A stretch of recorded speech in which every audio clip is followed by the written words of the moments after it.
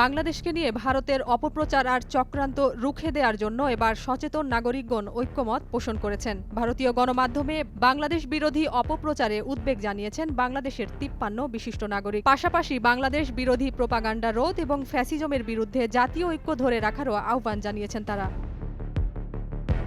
১২ December এই বিবৃতিতে বলা হয়, আওয়ামী লীগের নেতৃত্বে এবং ভারতের সহযোগিতায় দেশে যে স্বৈর শাসন ও লুটপাট চলে আসছিল, গণ অভ্যুত্থানের মাধ্যমে তার কবল থেকে দেশের মানুষ নিজেদের মুক্ত করেছে। স্বৈর শাসনকে পরাজিত করার পর এখন আবারও চেষ্টা করা হচ্ছে গণতন্ত্র ফিরিয়ে এনে সুশাসন প্রতিষ্ঠা করার। এই সময় অবশ্যই ঐক্য ধরে রাখতে হবে এবং দেশের মানুষের বিরুদ্ধে ভারতীয় গদি মিডিয়ার অপপ্রচার রুখে দিতে হবে। এতে বলা হয়, ভারত সরকার যখন গণহত্যাকারী পতিত স্বৈর শাসককে নিজেদের আশ্রয়ে রেখেছে, তখন ভারতীয় গদি মিডিয়া বাংলাদেশের বিরুদ্ধে নজিরবিহীন অপপ্রচারে লিপ্ত হয়েছে। বাংলাদেশে হিন্দুদের উপর কল্পিত ক্র্যাকডাউনের গল্প প্রতিনিয়ত আবিষ্কার করে চলেছে ভারতীয় গণমাধ্যম। দেখা গেছে এসব কথিত খবর হয় মিথ্যা নয়তো বিভ্রান্তিমূলক।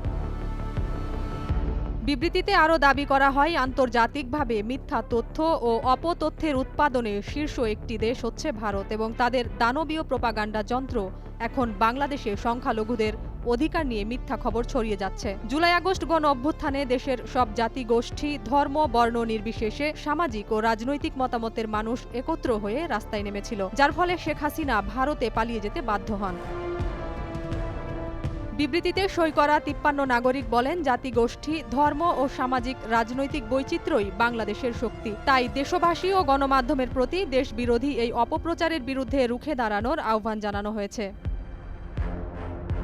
বিবৃতিদাতা নাগরিকেরা মনে করেন, এই অপপ্রচারের উদ্দেশ্য হচ্ছে বাংলাদেশে গণতান্ত্রিক প্রতিষ্ঠানগুলোর বিরুদ্ধে অনাস্থা তৈরি করা, মানুষের মধ্যে বিভাজন তৈরি করা এবং গণতান্ত্রিক সিদ্ধান্ত গ্রহণ প্রক্রিয়া ও জাতীয় পুনর্গঠনকে বাধাগ্রস্ত করা।